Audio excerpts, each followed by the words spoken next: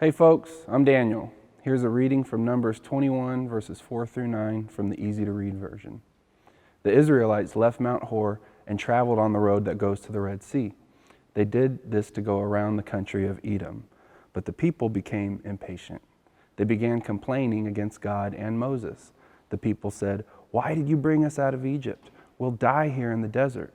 There's no bread and no water, and we hate this terrible food." So the Lord sent poisonous snakes among the people. The snakes bit the people, and many of the Israelites died. The people came to Moses. They said, "We know that we sinned when we spoke against the Lord and against you. Pray to the Lord. Ask him to take these snakes away." So Moses prayed for them. The Lord said to Moses, "Make a copper snake and put it on a pole. When anyone who is bitten looks at it, that person will not die." So Moses made a copper snake and put it on a pole. Then, when a snake bit anyone, that person looked at the copper snake and lived. This is a very weird story. It's strange to us for many reasons. Why do snakes matter? Aren't snakes bad in the Bible? And doesn't Revelation say that the serpent is Satan? How can a snake be a good thing? And why does Jesus say in John 3, which is one of the other readings for today, that he, the Son of Man, must be held up as the snake was held up by Moses here in Numbers 21? We don't have enough time to talk about every one of those questions in detail, but we do have some time for background that can make Numbers 21 and thus John 3 a little easier to understand. In both the Old Testament and the New Testament, the Bible subverts the powers and authorities of its days, and it exposes those powers as actually powerless. And it shows how only God really has true power. In Moses' day, some people worshiped snakes. In fact, snakes had been worshipped before Moses, especially in places like Egypt and in other Canaanite cultures of the Levant.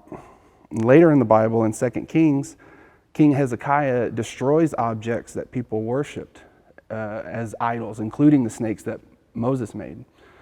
So even though it's very weird to us, it's necessary to understand how ancient religions thought about snakes to understand this story in Numbers 21 and what Jesus meant when he referred to it in John 3.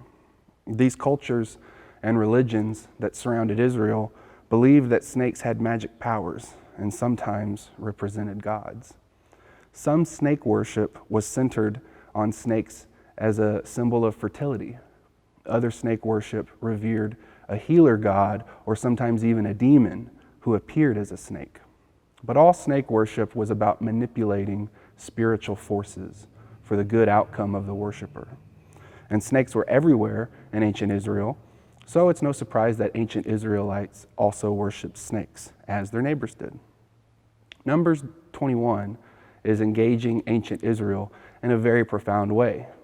It's telling its original audience that both their fears and their hopes were misplaced. They should fear God's power and know that their only hope is God's power, and his power cannot be manipulated. He does the manipulating. The snakes don't kill or heal anyone on their own in Numbers 21. They're at God's command. Only he is in control. Life and death, health and success, or failure and demise are his domain, and there's no way to game him. In the same way, Jesus speaks of his own death in John 3 being held up on the cross as something that God is in charge of. And Jesus will be the source of pain and healing for Israel. And so, he'll be held up on the cross as the ultimate expression of God's upside-down power. He'll be the new idol of a new cult for worshipers to gaze at and be healed from what they see. And when we see Jesus held up, we learn about him forgiving those who killed him while they were killing him. And here we see God's plan for reconciliation. It is loving your enemies. So the question of the day is, who seems to have power today? And how can we be assured that God's promises are more powerful?